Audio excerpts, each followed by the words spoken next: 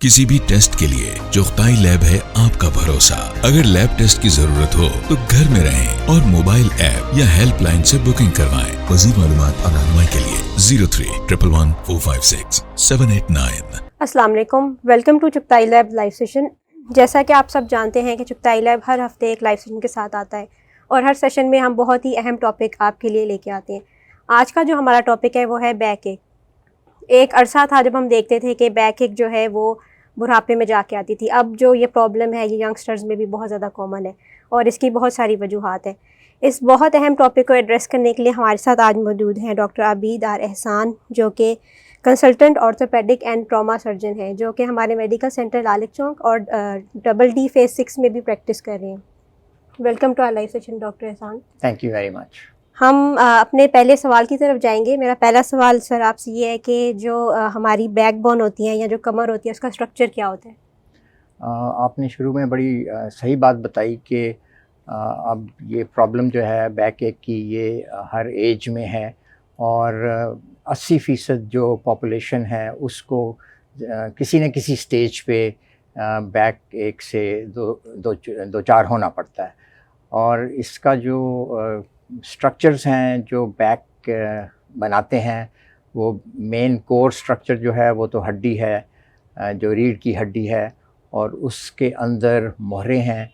मोहरों के दरमियान में एक डिस्क होती है। डिस्क जो है उसका स्ट्रक्चर ऐसे है कि उसके अंदर 80% पानी है और पानी अंडर प्रेशर होता है, और उस पानी के इर्द गिर्द चंद फाइबर्स होते हैं जो कि ऊपर के मोहरे को अटैच होते हैं और नीचे के भी मोहरे को अटैच होते हैं। फिर इस रीढ़ की हड्डी के स्ट्रक्चर के अंदर जो मोहरे हैं उनमें एक सुराख होता है जिसके अंदर से दिमाग में से नर्व्स जो हैं वो ट्रैवल करके नीचे आ रही होती हैं, और इनकी साइडों के ऊपर दो छोटे छोटे सुराख होते हैं जिसमें से राइट साइड पे भी और लेफ़्ट साइड पे भी एक नर्व रूट निकलती है, और वो nerve roots different nerve roots मिल के फिर वो पेरिफेरल नर्व बनाती है। तो रीढ़ की हड्डी में जो ज़्यादातर प्रॉब्लम्स होते हैं वो या तो नेक के अंदर होती हैं, यानी गर्दन के मोहरों के अंदर, और या फिर लंबर मोहरे जो पेट के पीछे मोहरे होते हैं वहाँ पे प्रॉब्लम होती है। तो जो रीढ़ की हड्डी है उसके अंदर उसको कुदरत ने वज़न उठाने के लिए नहीं बनाया हुआ, वो फंक्शन के लिए बनी हुई है। जो रीढ़ की हड्डी है वो आगे भी झुकती है, पीछे भी चली जाती है, दाएं तरफ भी जाती है, बाएं तरफ भी जाती है, और अगर आप खड़े हुए हैं और कोई आपको आवाज़ दे पीछे से तो आप अपने पाँव को मूव किए बग़ैर पीछे मुड़ के देख सकते हैं। उस सूरत में आपकी रीढ़ की हड्डी जो है वो रोटेट करती है। तो ये जो स्ट्रक्चर है रीढ़ की हड्डी का, इसमें आगे की जो बेंडिंग है वो तकरीबन 45 डिग्री तक हो जाती है, और उसके बाद चूँकि रीढ़ की हड्डी पेल्विस के साथ अटैच्ड होती है तो 45 डिग्री के बाद ये पेल्विस जो है वो आगे की तरफ मूव करता है। तो कमर की जो दर्द है उसमें डिस्क जो है उसको हर कोई इल्ज़ाम ठहराता है, जबकि डिस्क जो है वो उसके अंदर कोई नर्व एंडिंग नहीं होती, इसलिए वो स्ट्रक्चर जो है वो उस पेन फ्री है। हाँ, उसके इर्द गिर्द जो फाइबर्स हैं जिनको एनुलस फाइब्रोसिस कहते हैं उनके अंदर नर्व एंडिंग्स होती हैं और वही कमज़ोर हो जाती हैं, जिसकी वजह से जो पानी है डिस्क के अंदर या जेल लाइक स्ट्रक्चर है वो उन वीक फाइबर्स को पुश करता है और वो पीछे नर्व को प्रेस करता है, तो उससे वो पेन होती है। ये डिस्क की पेन कहलाती है। बट 95% ऑफ द टाइम जो कमर की दर्दें हैं वो डिस्क की वजह से नहीं होती, उसकी वजूहात और होती हैं। जी ठीक है, हम आगे बढ़ेंगे और अगला सवाल मैं आपसे डॉक्टर साहब पूछना चाहूँगी कि अगर किसी को कमर में दर्द है तो इसकी क्या क्या वजूहात हो सकती हैं? कमर के दर्द की बहुत सारी वजूहात हैं, लेकिन हम डिस्कस करते हैं वो वजूहात जो कि ज़्यादा कॉमन हैं। आप समझें 80% ऑफ द टाइम जो है वो कमर की दर्द होती है جب مسل جو ہے وہ اسپیزم میں چلا جاتا ہے. مسل اسپیزم میں اس لیے جاتا ہے کیونکہ ریڑھ کی ہڈی کا جو اسٹرکچر ہے وہ اسٹف نہیں ہے, وہ موبائل ہے. تو اس موبائل اسٹرکچر کو سپورٹ کرنے کے لیے مسلز ہیں ارد گرد جو اس کو سپورٹ کر کے اور اس کو اس میں تناؤ رکھتے ہیں. تو جب آپ کے یہ والے مسلز ویک ہو جائیں تو وہ ایک دم سے مسل اسپیزم میں چلے جاتے ہیں, اور اسپیزم جو ہے وہ ایک انتہائی شدید پین کریٹ کرتا ہے, درد کریٹ کرتا ہے. اور عام طور پہ آپ سمجھیں 80% جو ہے 80% ٹائم پہ مسل اسپیزم ہی ہے جو کہ کمر کے درد کا باعث بنتا ہے. اور لوگ سیلف میڈیکیشن یعنی کہ خود سے دوا کھانا شروع کر دیتے ہیں. اس دوا کا فائدہ اتنا تو ہوتا ہے کہ آپ کی کمر کی درد ختم ہو جائے, لیکن جیسے ہی دوا کا اثر ختم ہوتا ہے ایک اور ایپیسوڈ اسپیزم کا آئے گا اور یہ معاملہ چلتا چلا جائے گا. اس لیے بہتر ہے کہ آپ اپنے معالج کے پاس جائیں اور وہ آپ کو چیک کرے یہ جاننے کے لیے کہ اصل پرابلم کیا ہے اور اس کو کیسے ٹریٹ کرنا ہے. صرف دوائی کھانے سے کمر کا درد وقتی طور پہ تو ٹھیک ہو جائے گا, لیکن اس کے بعد دوبارہ آئے گا اور پھر یہ ایپیسوڈز آتے چلے جائیں گے. اس کے علاوہ جو وجہ ہے کمر کے درد کی, وہ چونکہ مہرے جو ہیں ان کے پیچھے ہر مہرے کے پیچھے 2 عدد جوائنٹس ہوتے ہیں. تو ان جوائنٹس کا کبھی سپرین یا کبھی سپرین کا مطلب ہے موچ آ جانا, یعنی اس میں اس کے جوڑ کو پہ کھنچ جانا, اس کی وجہ سے بھی درد ہوتا ہے. اس کے علاوہ اور کئی وجوہات ہیں. ایک یہ ہے کہ ڈسک جو ہے, جیسے میں نے پہلے بتایا کہ ریڑھ کی ہڈی کا سٹرکچر کیسے ہوتا ہے, تو جو ڈسک ہے وہ اس کے ارد گرد جو فائبرز ہوتے ہیں وہ ویک ہو جاتے ہیں, اور جو اس کے اندر جیل یا پانی ہے وہ پریشر سے ان فائبرز کو پش کرتا ہے اور پیچھے سے نرو گزر رہی ہوتی ہے اور وہ نرو کو ٹچ کرتا ہے. بٹ ڈسک کا پین زیادہ سے زیادہ 5 یا 8% لوگوں کو ہوتا ہے, جس کے لیے شروع میں تو آپ ادویات اور فزیوتھراپی وغیرہ سے ٹریٹ کرتے ہیں, لیکن اگر وہ انویسٹیگیشن سے پتہ لگے کہ وہ ٹھیک نہیں ہو سکتا تو پھر آپ سرجری کی طرف جاتے ہیں. اس کے علاوہ جو اکثر ینگ بچوں کے اندر کمر کا درد ہوتا ہے, وہ بچے جو کہ اسکول گوئنگ ہوتے ہیں ان کو پوسچر کا پرابلم ہوتا ہے. جب وہ اپنے گھر میں پڑھ رہے ہوتے ہیں تو وہ عام طور پہ کبھی صوفے پہ بیٹھ جاتے ہیں یا کبھی بیڈ کے اوپر بیٹھ کے کمر کو آگے کی طرف جھکا کے پڑھ رہے ہوتے ہیں, جس کی وجہ سے ان کا پوسچر ٹھیک نہیں ہوتا اور ان کی ریڑھ کی ہڈی کے کسی ایک سائڈ پہ دباؤ پڑنا شروع ہو جاتا ہے. اس کے علاوہ کچھ پرابلمز ہیں کنجینٹل, یعنی آپ پیدا ہی ایسا ہوتے ہیں کہ آپ کی ریڑھ کی ہڈی جو ہے وہ سیدھی نہیں ہے بلکہ اس میں خم ہے, تو اس کی وجہ سے جو مکینکس ہیں ریڑھ کی ہڈی کے وہ ڈسٹرب ہو جاتے ہیں. اس کے علاوہ کمر کے دونوں سائڈوں پہ 2 عدد گردے پڑے ہوئے ہیں, اور گردوں کی درد جو ہے وہ بھی کمر کی درد کی طرح پریزنٹ کرتی ہے. اور اس کے علاوہ پھر کچھ انفیکشنز ہیں, جیسے ریڑھ کی ہڈی کی ٹیوبرکلوسس بھی ہو جاتی ہے, چیسٹ سے شروع ہوتی ہے اور ریڑھ کی ہڈی کو وہ انگلف کر جاتی ہے. اس کے علاوہ آٹو امیون ڈیزیزز ہیں جس میں گینٹھیا ہے اور دوسری سورائسس ہیں. یہ چیزیں جو ہیں وہ بھی آپ کی ریڑھ کی ہڈی کا پین کا باعث بنتی ہے. جی ٹھیک ہے, بہت ڈیٹیل میں آپ نے ہمیں ریزنز بتائیں کہ کیا کیا ریزنز ہوتی ہیں جس کی وجہ سے بیک ایک ہوتی ہے. اب میں آپ سے یہ پوچھنا چاہوں گی کہ اگر کسی کو بیک ایک ہے تو ڈاکٹرز اس کی کیسے ہیلپ کر سکتے ہیں, اور کون سے ڈاکٹرز ہیں جو ریلیونٹ ہوں گے اس کے لیے؟ جی آپ نے بڑا اچھا سوال پوچھا. جو ریلیونٹ ڈاکٹر ہے ریڑھ کی ہڈی کو ڈیل کرنے والا وہ آرتھوپیڈک سرجن ہے. آرتھوپیڈک سرجن کے پاس جب آپ جائیں گے تو وہ کلینکلی ایگزامن کرے گا پیشنٹ کو, اور وہ کلینکل ایگزامینیشن کے اندر وہ یہ جانے گا کہ آپ کے جو ریڑھ کی ہڈی کی درد ہے وہ کیا مسل اسپیزم کی وجہ سے ہے یا کیا وہ ڈسک پرولیپس کی وجہ سے ہے, یا کیا وہ گردے میں درد ہے جس کی وجہ سے وہ ریڑھ کی ہڈی کی درد کو میمک کر رہی ہے, اس جیسی ہے, یا اور کوئی وجہ ہے. تو وہ کلینکل ایگزامینیشن کے اوپر ڈاکٹر جو ہے آپ کا وہ اپنے ذہن میں ایک دو ڈائگنوزز اسٹیبلش کر لے گا, اور اگر ضرورت پڑی تو وہ آپ کو پہلے ایکس رے کے لیے بھیجے گا, جس میں اگر مسل اسپیزم ہے تو ریڑھ کی ہڈی جو ہے وہ کھنچی ہوئی نظر آ جائے گی اس کو.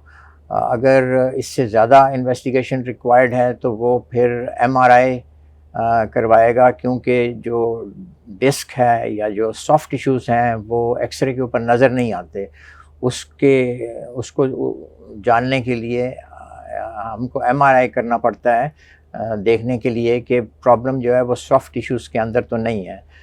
اس کے علاوہ کچھ ایسی چیزیں ہوتی ہیں, کچھ جو اولڈ ایج کے اندر لوگوں میں بون ڈینسٹی کم ہو جاتی ہے, کیلشیم کی کمی ہو جاتی ہے, یا جو خواتین پوسٹ مینوپوزل سٹیج میں ہوتی ہیں ان میں ہارمونز کی کمی ہو جاتی ہے, جس کی وجہ سے ان کو آسٹیوپروسس ہو جاتا ہے. تو اس صورت میں بون ڈینسٹی دیکھنے کے لیے ایک ٹیسٹ ہے, اس کو ڈیکسا کہتے ہیں. چغتائی میڈیکل سینٹر جو ہے ہیڈ آفس, اس میں ایک state of art DEXA machine ہے جس سے بون ڈینسٹی کا پتہ لگتا ہے.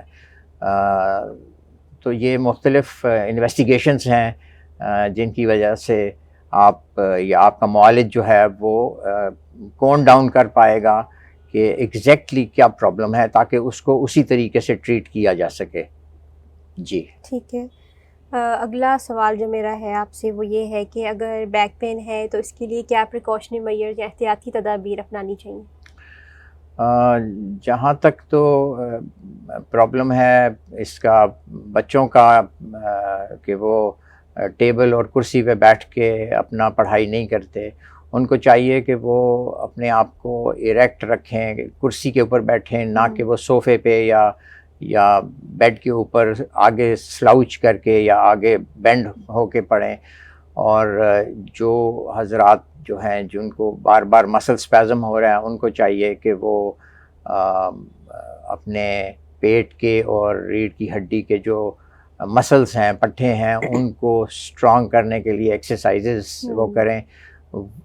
کون سی ایکسرسائزز کرنی ہیں وہ آپ کا معالج بتا دے گا, آپ کو بتائے گا کہ آپ اگر ضرورت ہے تو آپ گھر میں وہ ایکسرسائزز کر لیں, اور اگر ضرورت ہے تو وہ آپ کو کسی نہ کسی فزیو تھراپسٹ کے پاس ریفر کر دے گا جو آپ کو اپنی نگرانی میں وہ ایکسرسائزز کروائے گا.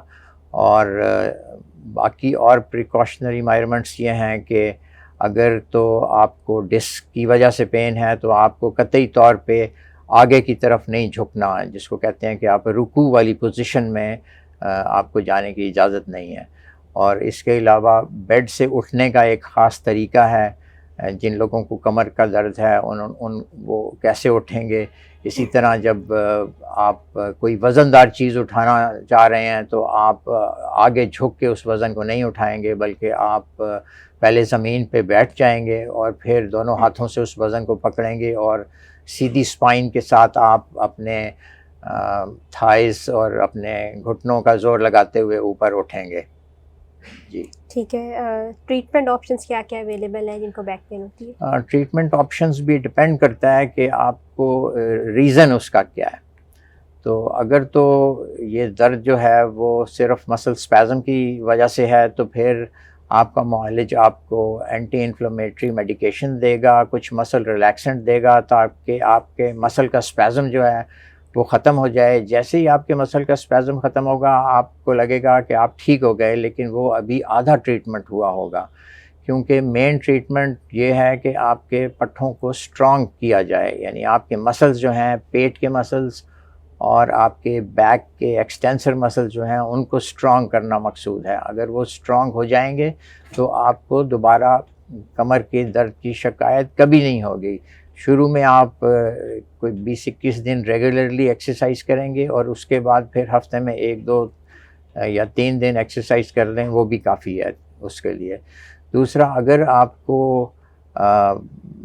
پین ہے اس کی وجہ سے، مثال کے طور پہ کوئی کڈنی کی وجہ سے پین ہے اور آپ کے کمر میں وہ آ رہی ہے، تو آپ کا معالج، آرتھوپیڈک معالج جو ہے وہ آپ کو کسی یورولوجسٹ کے پاس بھیجے گا جو اس کا تعین کرے گا کہ یہ کڈنی کی پین کو کیسے ختم کرنا ہے۔ اس کے علاوہ اگر آپ کی ڈسک کی وجہ سے پین ہے، جو کہ صرف 5% سے زیادہ لوگوں کو ڈسک کی پین نہیں ہوتی، تو اس کے لیے شروع میں کوشش کی جاتی ہے کہ دوائیوں سے پین کو ختم کیا جائے، پھر ایکسرسائز کی جائے، کیونکہ ایکسرسائز جو ہے وہ مہروں کو اپارٹ کرتی ہے، تو جب وہ جو مہرے ہیں ایک دوسرے سے ہٹ جاتے ہیں تو مہروں کے درمیان میں گیپ یعنی خلا زیادہ ہو جاتا ہے، اور جو پرولیپس ڈسک ہے وہ واپس اندر چلی جاتی ہے۔